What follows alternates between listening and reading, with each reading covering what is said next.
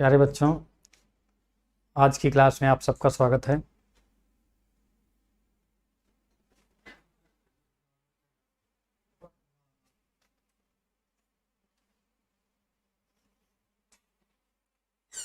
और इसके पहले हम लोगों ने अशोक के फूल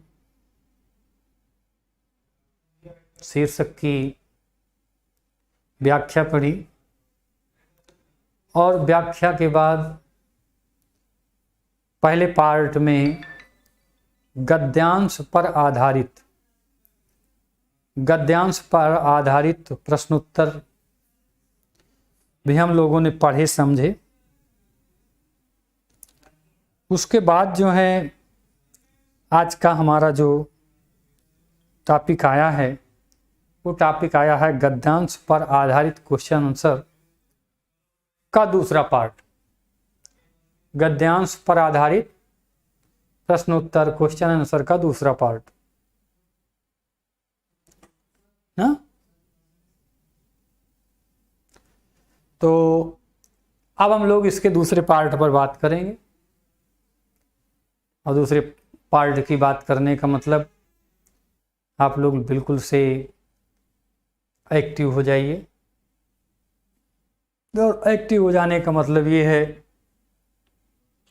कि आपके सामने गद्य आएगा, गद्य का क्वेश्चन आपको बताना है अगर आप लोगों ने क्लास किया है तो, और नहीं तो फिर हम तो उसके विषय में बात करेंगे ही।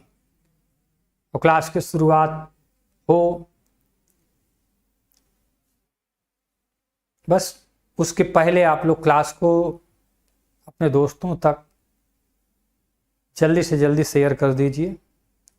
अपने दोस्तों तक जल्दी से जल्दी क्लास को शेयर कर दीजिए। फिर हम लोग क्लास की शुरुआत करते हैं। ठीक है बेटा, जल्दी से आप लोग क्लास को शुरू कर दीजिए।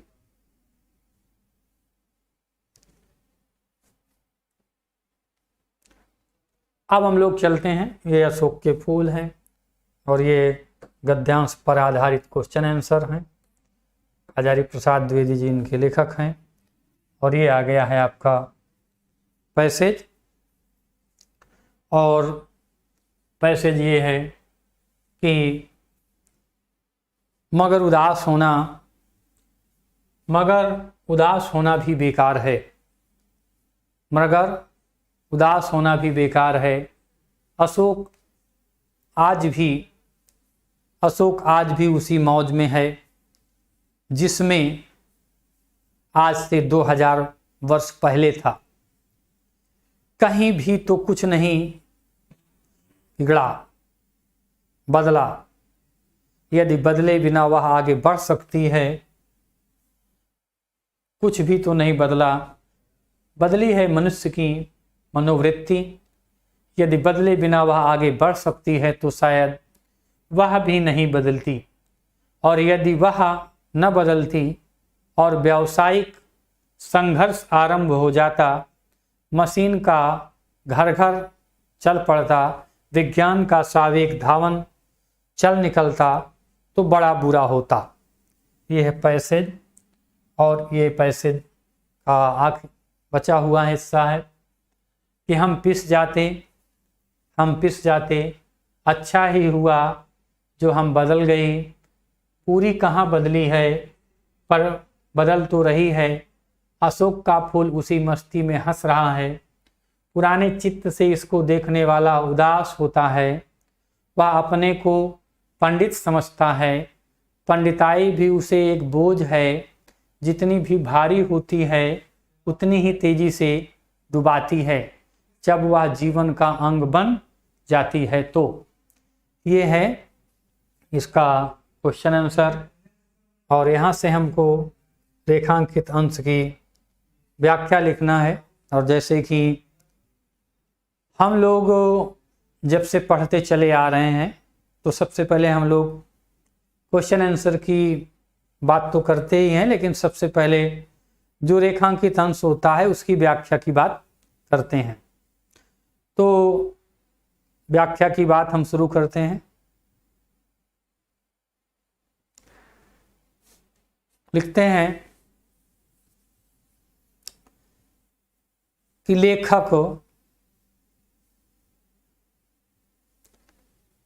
लेखक ने ज्ञान को भी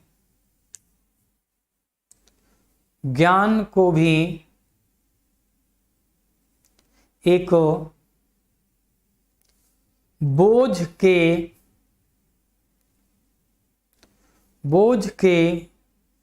रूप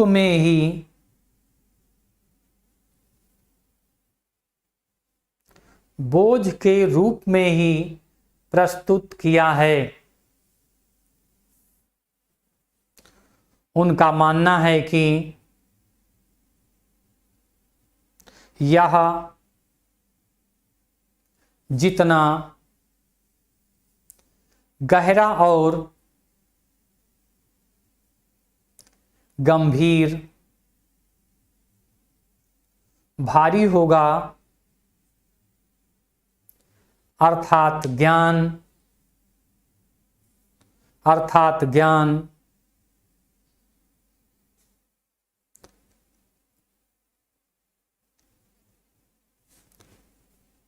जितना ही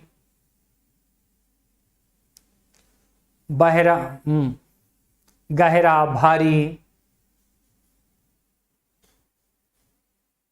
होगा, उसके अहंकार के भाव होंगे। अर्थात जब ज्ञान अहंकार से परिपूर्ण होगा, तब वह हमें निरंतर अवनति के गर्त में ले जाएगा। अगर हम ज्ञान को अपने जीवन का अंग बना लें,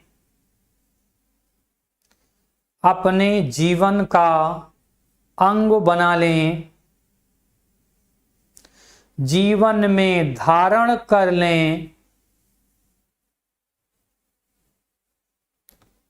तो वह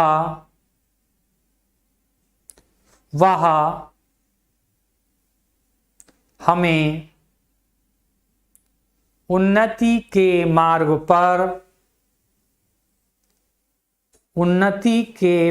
पर अग्रसर करने वाला होगा।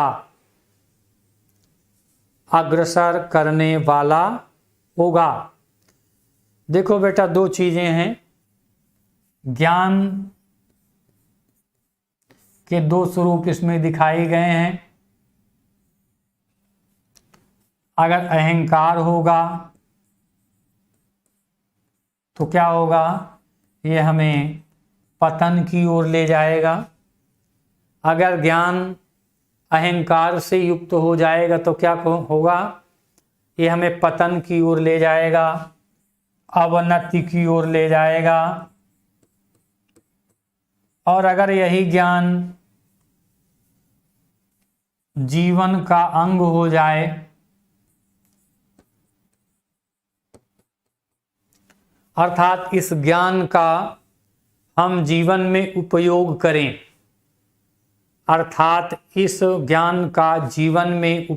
करें, तो हमारे लिए क्या हो जाएगा?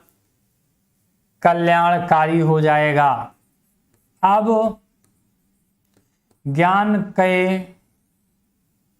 ज्ञान के कौन से स्वरूप को हम स्वीकार करते हैं, उसको अपने जीवन में कैसे अपनाते हैं, ये बहुत मायने रखता है।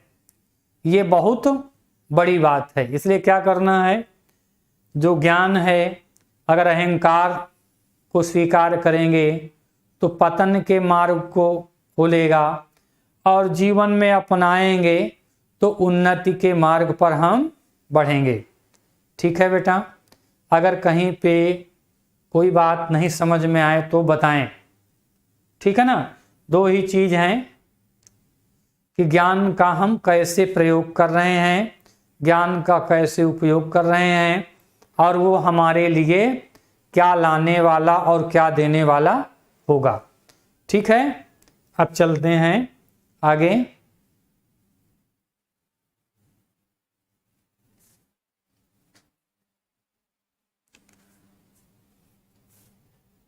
क्या है, सहज हो जाती है और वह बोझ नहीं रहती।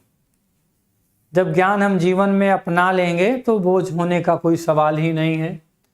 अब आते हैं इसके प्रश्न उत्तर पर, और इसका प्रश्न उत्तर पहला है कि उपर्युक्त गद्यांश का संदर्भ लिखिए। उपर्युक्त गद्यांश का संदर्भ लिखिए। तो लिखेंगे कि प्रस्तुत गद्यांश हमारी पाठ्य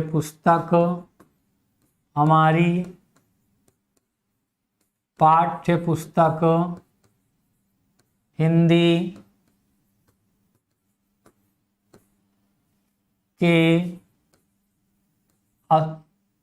अशोक के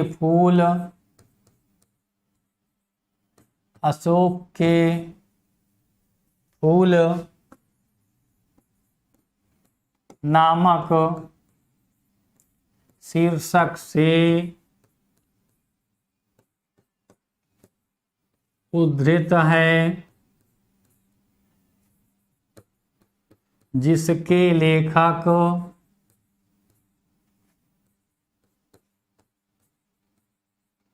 हजारी प्रसाद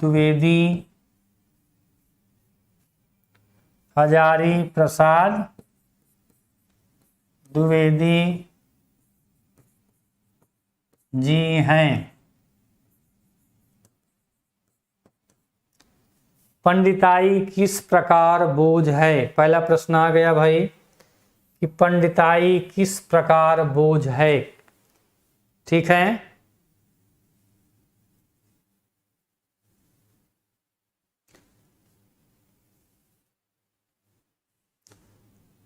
बेटा पंडिताई किस प्रकार बोझ है, अभी ही क्वेश्चन आया था। पंडिताई भी एक प्रकार का बोझ है। क्यों? कि जितना ज़्यादा होती है उतने ही गहरे में डालती चली जाती है। प्रस्तुत गद्यांश में किसकी विवेचना की गई है? प्रस्तुत गद्यांश में किसकी विवेचना की गई है, बताइए। प्रस्तुत गद्यांश में ज्ञान के दोनों रूपों की, प्रस्तुत गद्यांश में ज्ञान के दोनों रूपों की विवेचना की गई है। आगे चलते हैं, अगला प्रश्न है कि प्रस्तुत गद्यांश में लेखक किसकी मनोवृत्ति बदलने की बात कर रहा है। प्रस्तुत गद्यांश में लेखक किसकी मनोवृत्ति बदलने की बात कर रहा है। किसकी मनोवृत्ति? समाज की, मनुष्य की, समय की। समाज की, मनुष्य की और समय की मनोवृत्ति बदल गई है। पहले अशोक के फूल का ना दूसरा ही महत्व था, आज दूसरा महत्व है। आगे कह रहे हैं कि गद्यांश के रेखांकित अंश की व्याख्या। गद्यांश के रेखांकित अंश की व्याख्या तो पहले ही बता चुके हैं पहले क्वेश्चन पर और फिर लेखक के अनुसार किसमें परिवर्तन हुआ है? लेखक के अनुसार किसमें परिवर्तन हुआ है, बताइए। लेखक के अनुसार किसमें परिवर्तन हुआ है? Very good. मनुष्य की और समाज की मनोवृत्ति में परिवर्तन हुआ है। Very good. आगे चलते हैं, अगला क्वेश्चन है बेटा कि मनोवृत्ति और धावन शब्द का आशय स्पष्ट कीजिए। मनोवृत्ति और धावन शब्द, मनोवृत्ति माने, मनोवृत्ति का मतलब होता है मानसिक विचार, मानसिक विचार या स्वभाव। और धावन का मतलब होता है गतिशीलता, गतिशीलता। ठीक है ना, समझ में आ रहा है ना?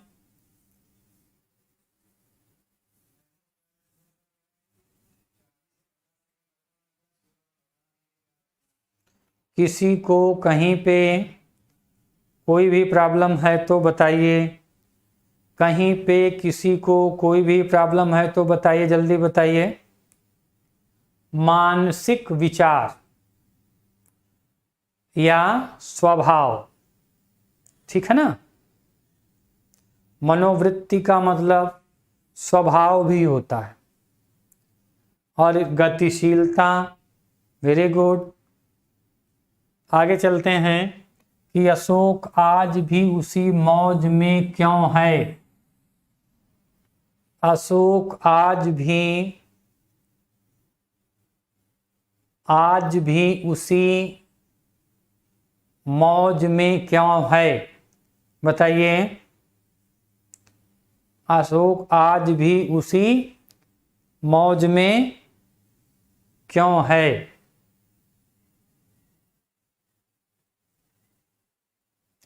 बताइए भाई। आगे चलते हैं बेटा, अब क्वेश्चन की बात खत्म हो गई है। अशोक आज भी उसी मौज में क्यों है?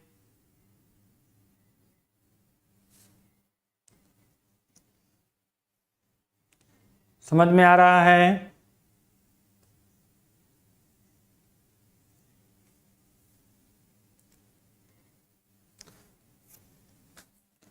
आज अशोक आज भी उसी मनोवृत्ति में क्या है भाई?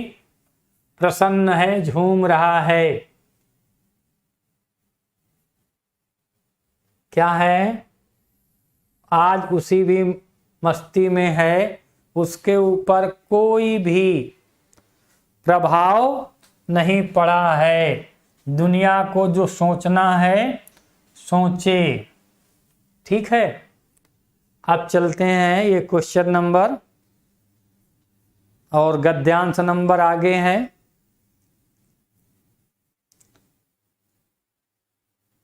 समझ में आ रहा है बेटा? किसी को कहीं पे कोई प्रॉब्लम तो नहीं है?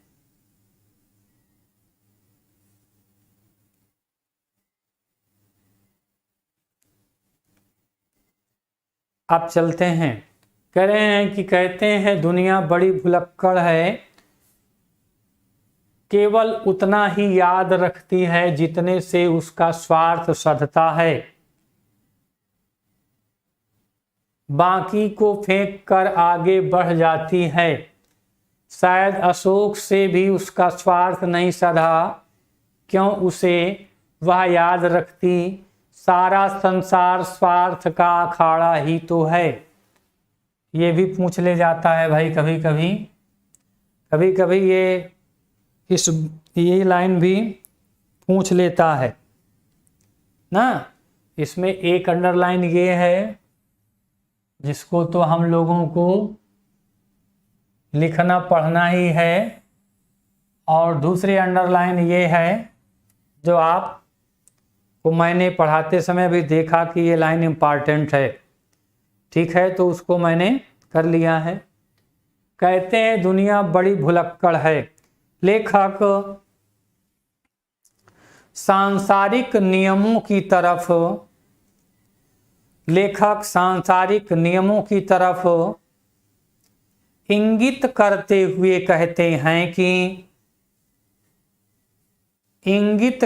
हुए कहते हैं कि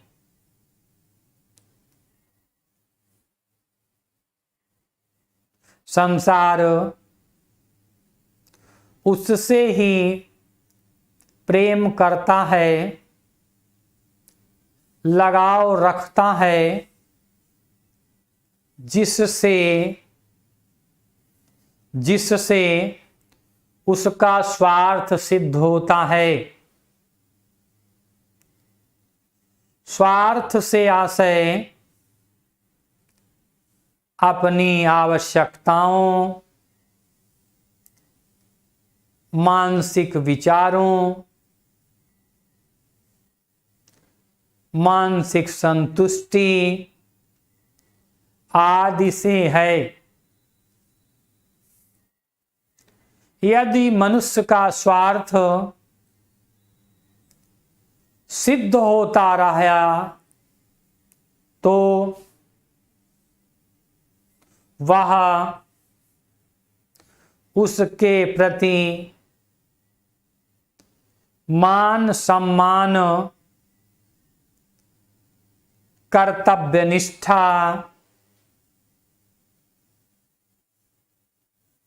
आदि के भावों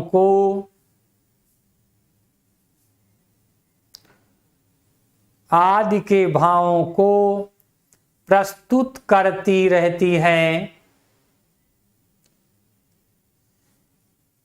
परंतु यदि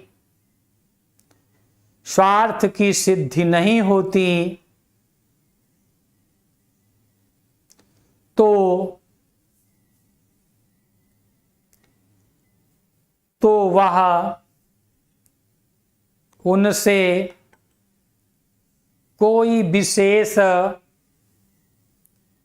लगाव या मतलब नहीं रखता है।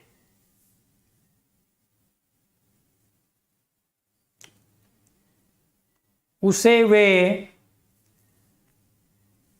भूल जाता है, तिरस्कृत कर देता है,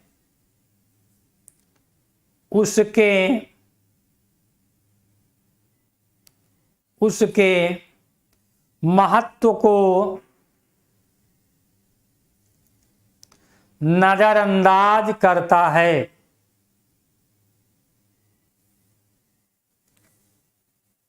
चलिए वो तो हो गया। अब ये एक लाइन जो अभी मैंने की है इसको भी लिख लीजिए। संसार के सारे युद्ध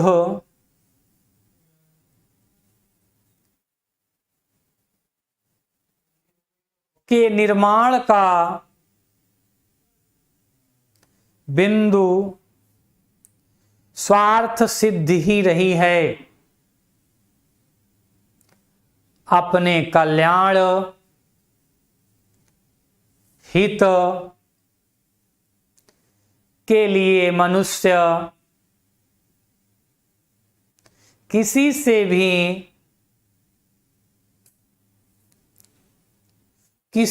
भी लड़ने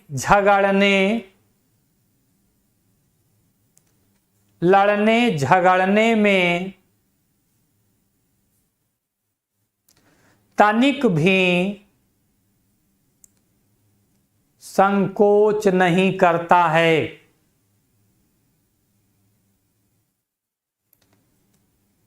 तनिक भी संकोच नहीं करता है।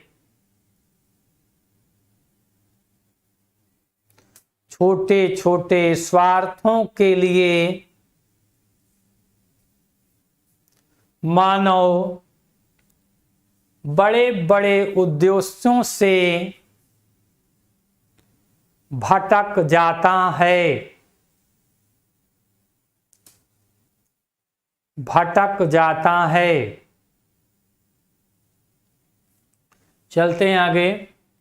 उपर्युक्त गद्यांश का संदर्भ जो अभी आज ही बताया गया इसी क्लास में कि प्रस्तुत गद्यांश हमारी पाठ्य पुस्तक हिंदी के अशोक के फूल नामक शीर्षक से लिया गया है, जिसके लेखक हजारी प्रसाद द्विवेदी जी हैं। दूसरा रेखांकित अंश की व्याख्या भी बोला ही। सारा संसार स्वार्थ का अखाड़ा ही तो है, इसे स्पष्ट कीजिए। वो अभी बताया ही मैंने, अभी ही लिखाया है इसको, क्योंकि इसी को अपने से अंडरलाइन करके मैंने बता दिया है।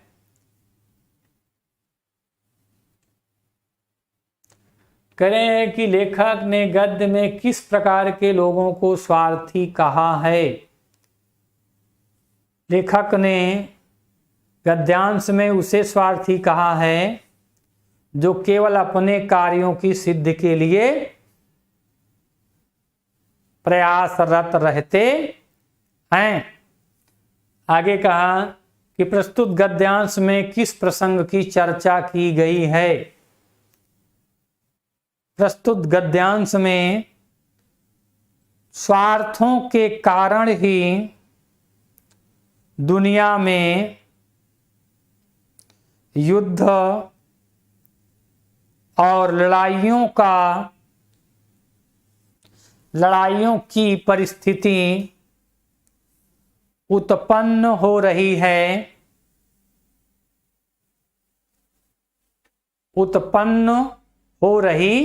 है, कि चर्चा की है।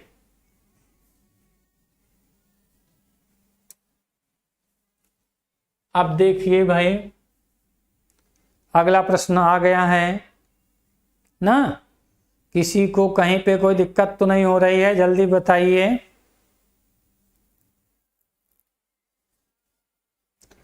और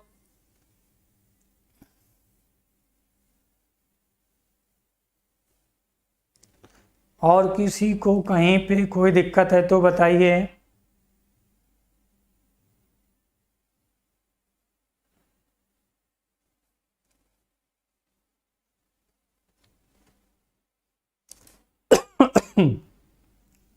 चलें आगे बेटा। ये लीजिए, कह रहे हैं कि अशोक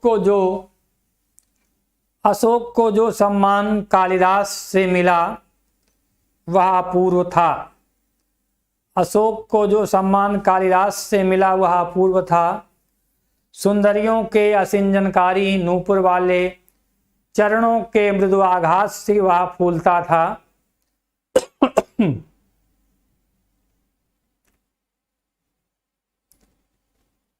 वह कोमल कपोलों पर कर्णावतंस के रूप में झूलता था और चंचल नील अलकों की अचंचल शोभा को 100 गुना बढ़ा देता था। वह महादेव के मन में क्षोभ पैदा करता था।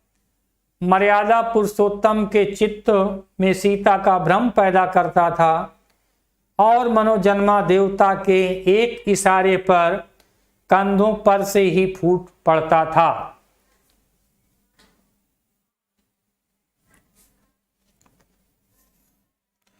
अगला क्वेश्चन देखो, इसमें रेखांकित अंश जो है कहीं पे नहीं किया गया है।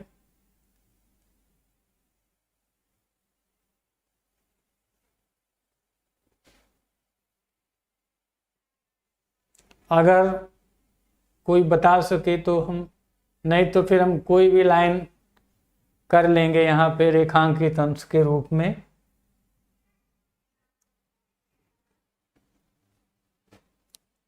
ठीक है, ये हो गया आपका रेखांकित अंश।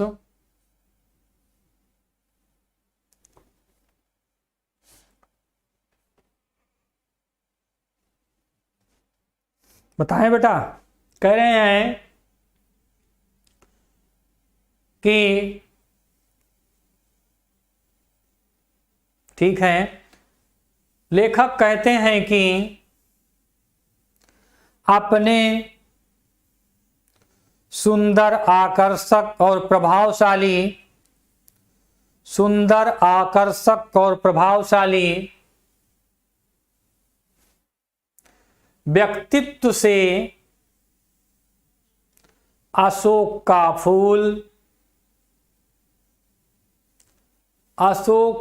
फूल किसी के भी मन को विचलित करने में, परेशान करने में पूरी तरह से समर्थ है।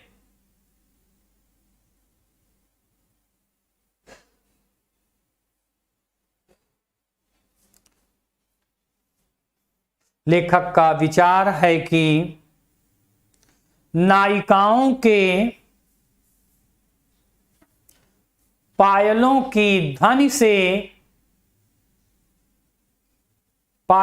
के घुंघरू की ध्वनि से, आवाज से वह पुष्प खिलता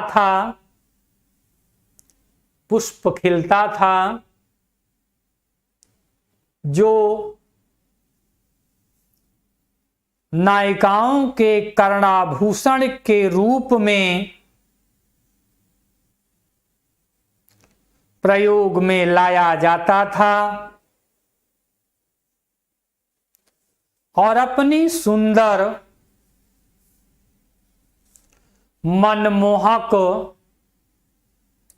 उपस्थिति से किसी के भी मन को असहज कर देता था।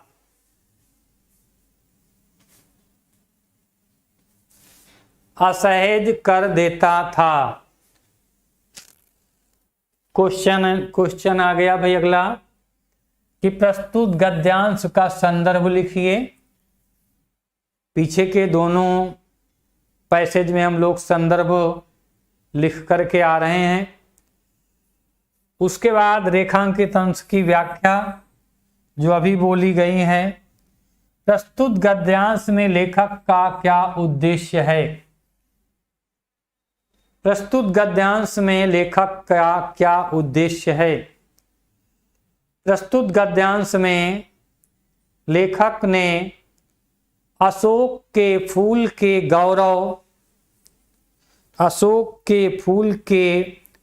गौरव और गरिमा का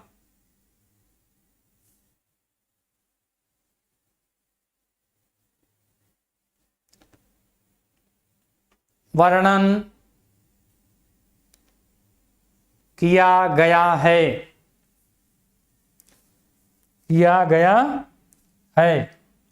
आगे चलिए भाई। किस फूल की सुंदरता के कारण सुंदरियां उन्हें कानों का आभूषण बनाती थी? तो भैया अशोक के फूल को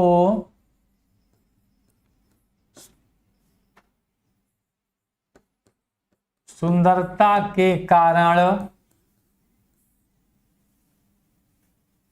सुंदरियां उन्हें अपने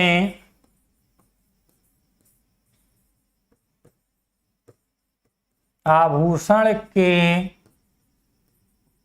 रूप में प्रयोग करती थी। ठीक है। अगला है कि संस्कृत के किस कवि ने अशोक को अपने साहित्य में स्थान दिया? तो संस्कृत के कवि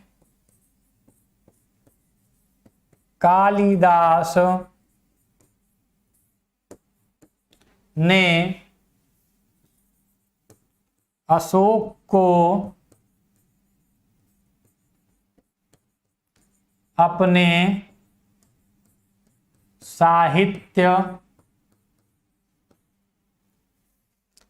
साहित्य में स्थान दिया। ठीक है, किसी को कहीं पे कोई भी प्रॉब्लम हो तो बताएं। किसी को कहीं पे कोई भी प्रॉब्लम हो तो बताएं। Very good. अगला क्वेश्चन है, क्वेश्चन खत्म हो गया। अगला पैसेज आ गया भाई। अगला पैसेज आ गया है। अब हम लोग चलते हैं। अब देखिए, अशोक का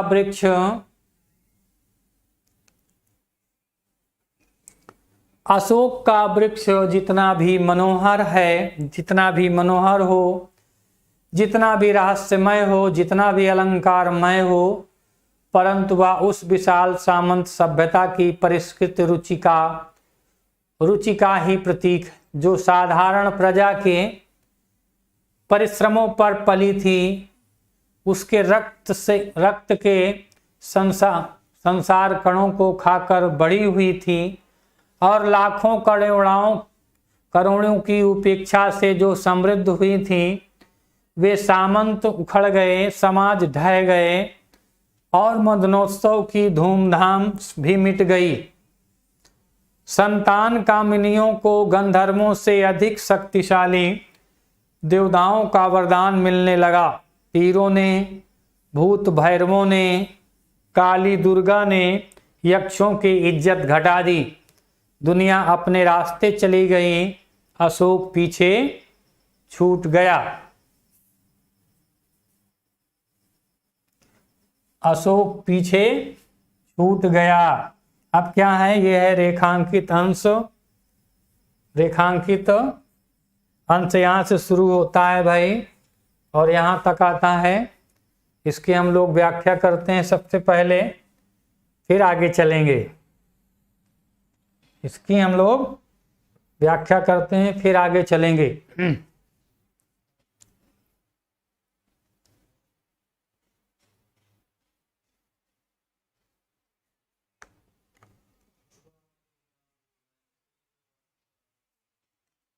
कहीं पे कोई दिक्कत तो नहीं किसी को? चलते हैं बेटा। कह रहे हैं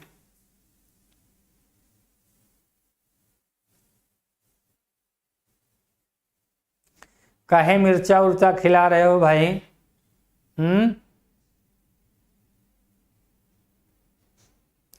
चलिए, कह रहे हैं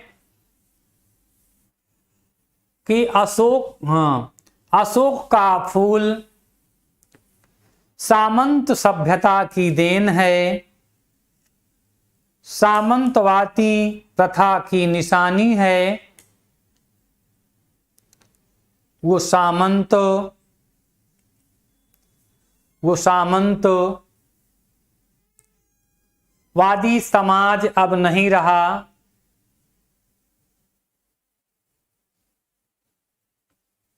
जिसके कारण अस्तित्व और गौरव से, या गौरव के स्थान से अशोक के फूल का भी पतन हो गया है। पतन हो गया है। जब सामंतवादी व्यवस्था, समाज नष्ट हो गए, सामंतवादी सभ्यता, समाज नष्ट हो गए, तब सामंतवादी सभ्यता का ही प्रतीक के रूप में माना जाने वाला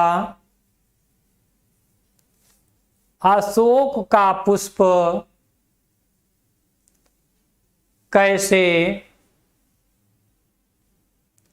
स्थिर हो सकता है, अर्थात उसका भी या उसके भी गौरव का समय व्यतीत हो गया।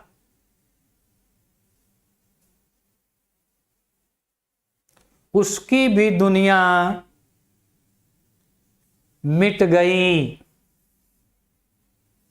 ठीक है, आगे चलते हैं कि सामंत सभ्यता की परिष्कृति रुचि का प्रतीक कौन है।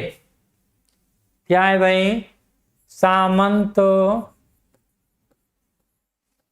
सभ्यता की परिष्कृत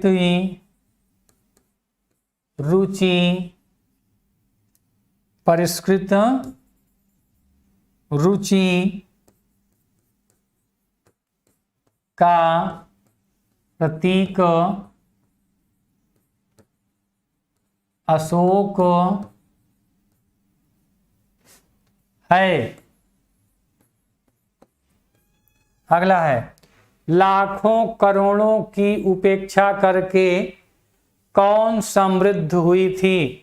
तो लाखों करोड़ों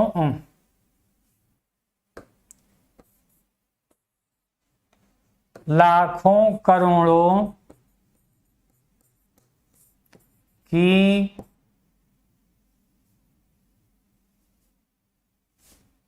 उपेक्षा करके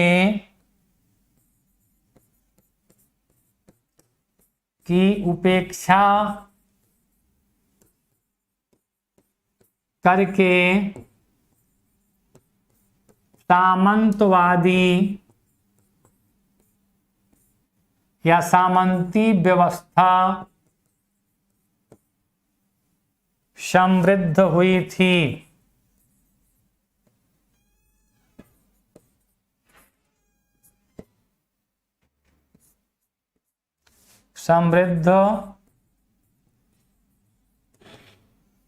आज उस सामंतवादी सभ्यता की क्या स्थिति है? आज सामंतवादी या उस सामंतवादी सभ्यता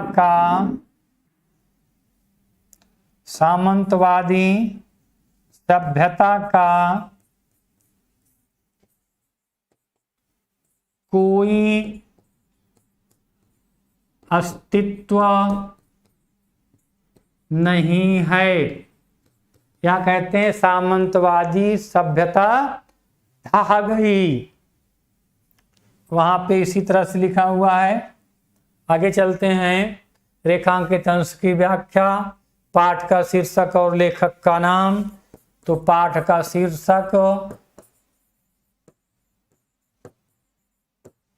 अशोक के फूल,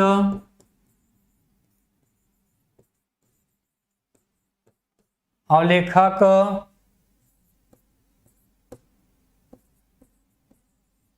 डॉक्टर हजारी प्रसाद द्विवेदी।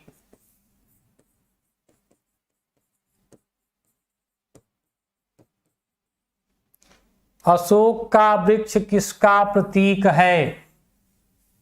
अशोक का वृक्ष किसका प्रतीक है, बताइए।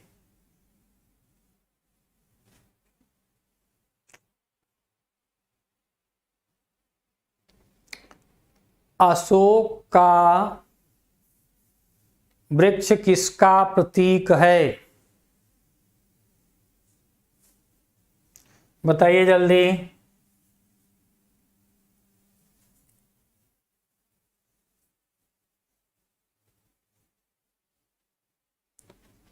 ये कह रहे हैं वह उस विशाल सामंत सभ्यता की परिष्कृत रुचि का प्रतीक। किसका भाई? सामंतवादी सभ्यता की परिष्कृत रुचि का प्रतीक है। ठीक है ना। आगे चलते हैं। अगला क्वेश्चन है बेटा कि सामंत सभ्यता किसके आधार पर क्या है? पली बढ़ी। तो सामंतवादी सभ्यता किसके आधार पर पली बढ़ी? सामंतवादी व्यवस्था के आधार पर। संतान कामिनियों को किसका वरदान प्राप्त होने लगा? किसका वरदान प्राप्त होने लगा? यक्षों का ना, जो क्या होते थे? विलासी होते थे और उर्वरकता जनक होते थे। यक्षों की प्रतिष्ठा किसने घटा दी? यक्षों की प्रतिष्ठा किसने घटा दी? बताइए भाई। यक्षों की प्रतिष्ठा किसने घटा दी?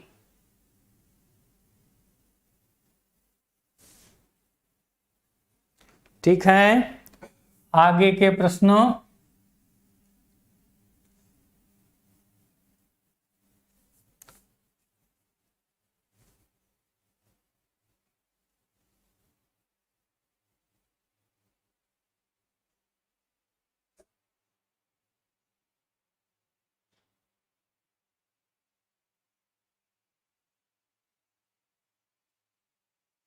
ये लिखा है देखिए कि पीरों ने, भूत भैरवों ने, काली दुर्गा ने यक्षों की इज्जत घटा दी। ठीक है। यक्षों की इज्जत किसने बढ़ाई? काली दुर्गा पीरों ने। अशोक के वृक्ष की क्या विशेषता थी? 8 पत्तियां खाने से। संतान और सामंत सभ्यता से क्या तात्पर्य है? सामंत सभ्यता का मतलब किसी राजा के अधीन जो छोटे छोटे सामंत होते थे और उन्हीं के अधीन राज्य की जनता होती थी। और संतान कामनियों को किसका शक्तिशाली वरदान मिलने लगा? संतान कामार्थी कामनियों को किसका शक्तिशाली वरदान मिलने लगा?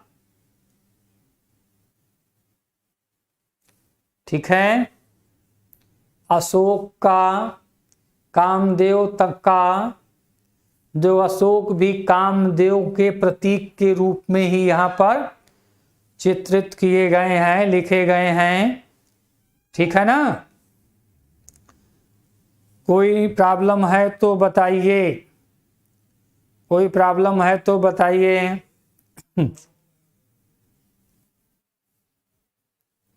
ठीक है।